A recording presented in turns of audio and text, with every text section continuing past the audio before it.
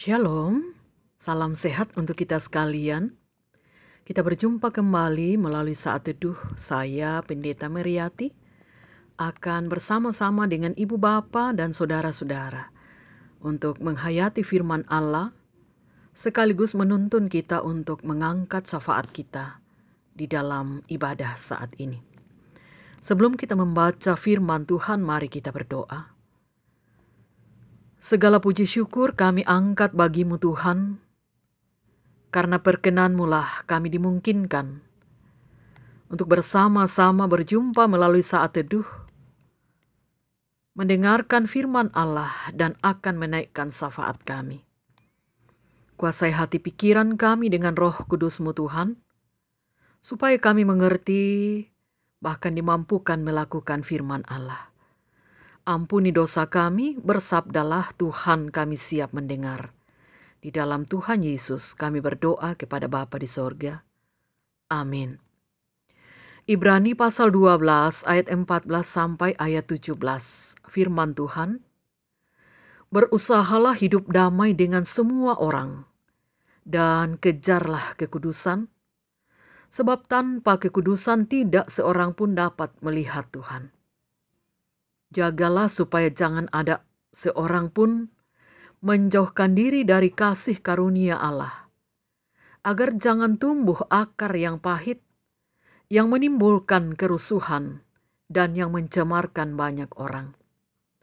Janganlah ada orang yang menjadi cabul atau yang mempunyai nafsu yang rendah seperti Esau, yang menjual hak kesulungannya untuk sepiring makanan. Sebab kamu tahu bahwa kemudian ketika ia hendak menerima berkat itu, ia ditolak. Sebab ia tidak beroleh kesempatan untuk memperbaiki kesalahannya, sekalipun ia mencarinya dengan mencucurkan air mata. Demikian firman Tuhan. Amin. Hidup dalam kekudusan, tema renungan firman untuk saat ini. Saudara, setiap orang pasti mengakui bahwa di zaman akhir ini, kekudusan adalah sesuatu yang mahal. Buktinya, banyak orang yang tidak lagi menghargai kekudusan dan mereka bisa hidup dengan baik.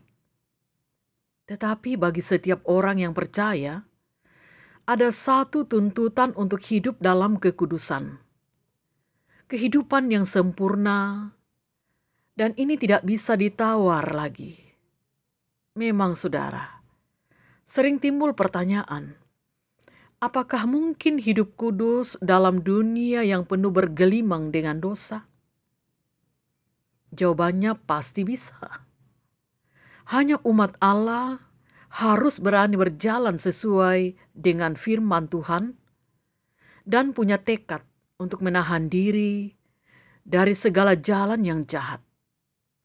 Seperti halnya kata pemazmur, terhadap segala jalan kejahatan aku menahan kakiku, supaya aku berpegang pada firman-Mu. Aku tidak menyimpang dari hukum-hukum-Mu, sebab Engkaulah yang mengajar aku. Mazmur 119 ayat 101 dan 102.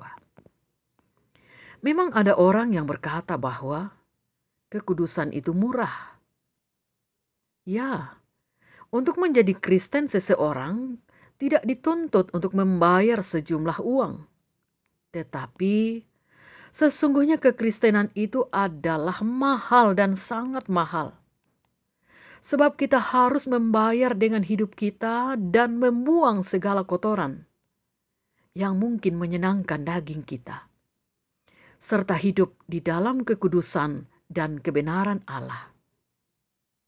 Untuk hal itu Rasul Paulus berkata, tetapi apa yang dahulu merupakan keuntungan bagiku, sekarang kubuang. Kuanggap rugi karena Kristus.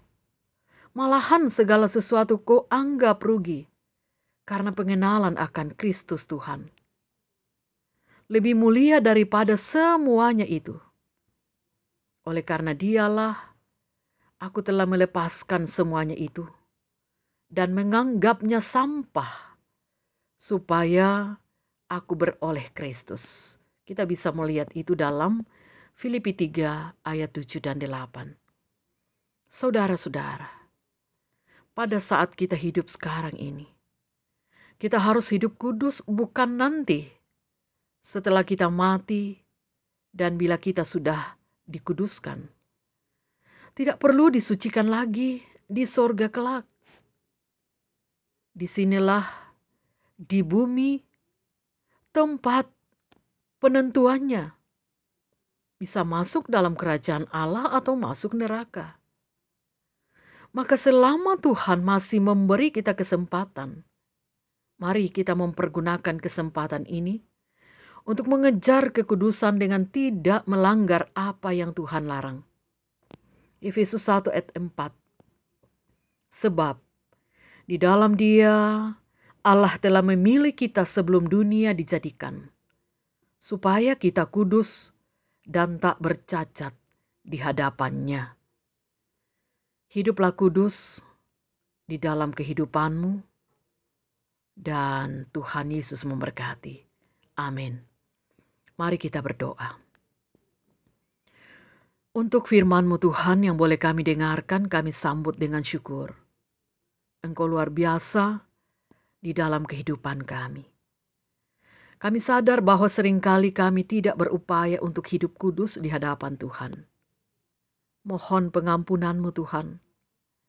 Biarlah kami terus menjadi anak-anak Allah yang rindu untuk terus diubahkan setiap saat. Patrikan firman-Mu di dalam hati kami.